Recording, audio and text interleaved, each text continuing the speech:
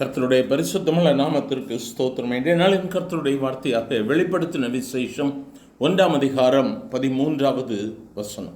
அந்த 7 குத்து விளக்குகளின் மத்தியிலே நிலையங்கி தரித்து மார்பருகே பொற்கச்சை கட்டியிருந்த மனுஷகுமாரனுக்கு ஒப்பானவரை கண்டேன். என கருமையானவர்களை இந்த இடத்திலே யோவான் சொல்லும் பொழுது சொல்லுகிறார், 7 பொன் குத்து விளக்குகளின் மத்தியிலே ஒருவர் உலாவுகிறார். அவர் மனுஷ குமாரனுக்கு ஒப்பானவராக இருந்தார். நாம் தானியேலின் புஸ்தகத்தை வாசிக்கும் பொழுது 7ஆம் அதிகாரத்தில் இந்த பொன் குத்து விளக்குகளின் மத்தியிலே உலாவினவர் யார் என்பதை குறித்து நாம் வாசிக்க முடியும். 14ஆம் வசனம் சொல்லுகிறது, அவரையே சேவிக்கும்படி அவருக்கு கர்த்தர்த்துவமும் மகிமையும் ராஜரீகமும் கொடுக்கப்பட்டது. அவருடைய கர்த்தர்த்துவம் நீங்காத நித்திய கர்த்தர்த்துவமும் அவருடைய ராஜ்யம் அழியாததுமாய் இருக்கும். ஆகவே இயேசு கிறிஸ்துவை குறித்து இந்த இடத்துல சொல்லப்பட்டிருக்கிறது. இயேசு கிறிஸ்துவனுடைய வல்லமையை குறித்து சொல்லப்பட்டிருக்கிறது. ஆகவே நிலையங்கி தரித்தவராய் பொன் குத்து விளக்குகளின் மத்தியிலே உலாவின அந்த மனுஷகுமாரனுக்கு ஒப்பானவரை அந்த யோவான் பார்த்தார். இன்னும் அநேக வசனங்களை சொல்லும் பொழுது யோவான் சொல்லுவார், நான் பெலனற்று போனேன், நான் மூர்ச்சை அடைந்தவனைப் போல ஆனேன் என்று சொல்லி.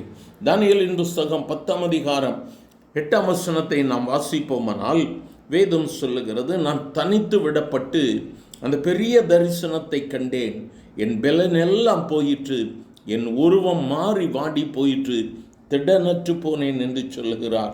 எனக்கு அருமையானவர்களை, தேவனாகிய கர்த்தர் நம் சமீபத்தில் வரும் பொழுது நாம் திடனற்று போகிறோம்.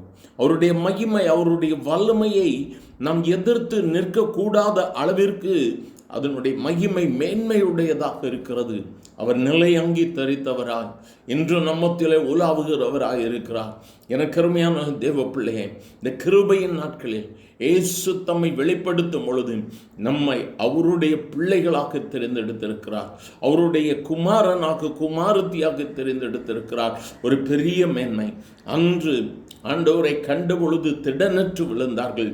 ஆனால் இன்று ஆண்டவராகிய இயேசு தம்முடைய அன்பினால் நம்மை தெரிந்தெடுத்திருக்கிறபடியினால் தேவ பிள்ளையை தகப்பனாக, நண்பனாக, பரிசுத்த ஆவியானவர் நம்மத்திலே உலாவுகிறவராய் இருக்கிறார்.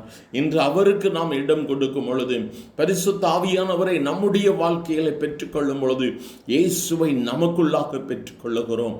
அந்த நிலையங்கி தரித்தவர் அன்று 7 பொன் குத்து விளக்குகளின் மத்தியிலே உலாவினை ஆண்டவர் இன்று உன்னுடைய குடும்பத்திலே உலாவுவார். அவரை வருந்தி அழைக்கலாமாம். எங்கள் அன்பின் ஆண்டவரே, ஆசீர்வதிக்கப்பட்ட இந்த நல்ல காலை வேளைக்காக நன்றி அப்பா. நீர் எங்களோடு கூட பேசிக்கொண்டிருக்கிற தயவிற்காய் ஸ்தோத்திரம். கேட்கிற ஒவ்வொரு குடும்பங்களிலும் நீர் உலாவும் ஆண்டவரே, உம்முடைய மகிமையை வெளிப்படுத்தும். இன்று அவர்களுடைய வாழ்வில் ஒரு விடுதலையின் நாளாக இருக்கட்டும், ஒரு வெற்றியை கொடும் ஆண்டவரே. கேட்கிற ஒவ்வொருவருமே இந்த நாளில் அற்புதங்களை பெற்றுக்கொள்வார்களாக. ஆசீர்வதியும். இயேசுவின் நாமத்தில் பிதாவே, ஆமேன், ஆமேன்.